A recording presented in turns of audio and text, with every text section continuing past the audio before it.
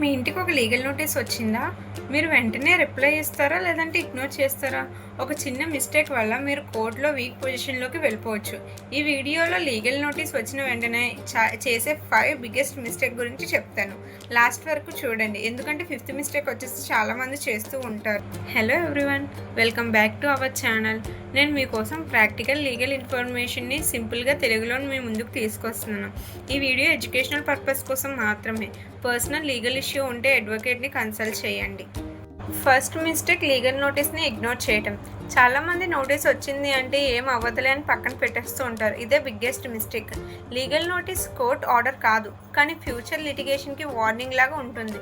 మీరు రిప్లై ఇవ్వకపోతే కోర్టులో ఆపోజిట్ పార్టీ నోటీస్ పంపించాం కానీ వాళ్ళు రిప్లై ఇవ్వలేదని ఆర్గ్యుమెంట్ చేయొచ్చు. కాబట్టి నోటీస్ని ఇగ్నోర్ చేయకండి. సెకండ్ మిస్టేక్ వచ్చేసి కోపంలో డైరెక్ట్గా రిప్లై పంపడం.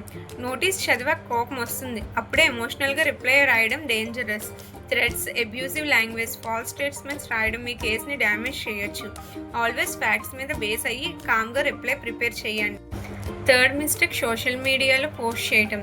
ఫేస్బుక్, ఇన్స్టాగ్రామ్, వాట్సాప్ స్టేటస్లో నాకు నోటీస్ వచ్చిందని డాక్యుమెంట్ షేర్ చేయడం అవాయిడ్ చేయండి. మీ ఓన్ పోస్ట్ లేటర్ కోర్టులో ఎవిడెన్స్గా యూజ్ అవ్వచ్చు. లీగల్ డిస్ప్యూట్ని సోషల్ మీడియాలో డిస్కస్ చేయడం మంచి ఐడియా కాదు. ఫోర్త్ మిస్టేక్, నోటీస్ని చదవకుండా సిగ్నేచర్ చేయడం. కొన్నిసార్లు ఆపోజిట్ పార్టీ సెటిల్మెంట్ లెటర్స్ పంపిస్తారు. కంప్లీట్ డాక్యుమెంట్ చదవకుండా సైన్ చేస్తే మీ రైట్స్ లూజ్ అవుతారు. ఎవ్రీ పీస్ కేర్ఫుల్గా రీడ్ చేయండి. అర్థం కాకపోతే అడ్వకేట్ని కన్సల్ట్ చేయండి. అండ్ ఫైనల్ మిస్టేక్ వచ్చేసి డిలే చేయడం. లీగల్ నోటీస్లో స్పెసిఫిక్ టైం ఉంటుంది. 7 days, 15 days, 30 days. Time limit miss అయితే ఫ్యూచర్లో ప్రాబ్లం క్రియేట్ అవ్వచ్చు. కాబట్టి నోటీస్ రిసీవ్ చేసిన వెంటనే యాక్షన్ స్టార్ట్ చేయండి. అండ్ లీగల్ నోటీస్ వచ్చినప్పుడు ఏం చేయాలి? నోటీస్ కంప్లీట్గా రీడ్ చేయండి. ఎన్వలప్ అండ్ డాక్యుమెంట్స్ని ప్రిజర్వ్ చేయండి.